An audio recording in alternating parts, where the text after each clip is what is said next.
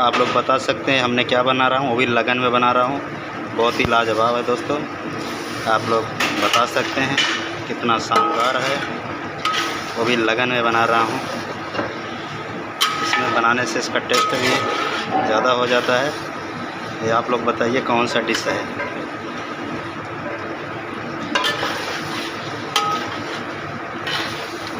Test तो इसका लाजवाब है दोस्तों, एक बार जो खाता है तो बार बार आता है।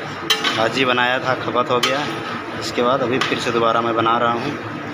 ये देख सकते हैं, ये देखिए, ये देख सकते हैं कुकर में हमने बॉईल किया था उसको। तो देखिए इसको बराबर अच्छे से कसा जाएगा। इसके बाद तावा के ऊपर रख के इसको पकाएंगे।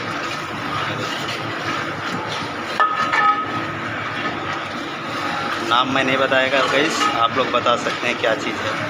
Okay guys, thank you.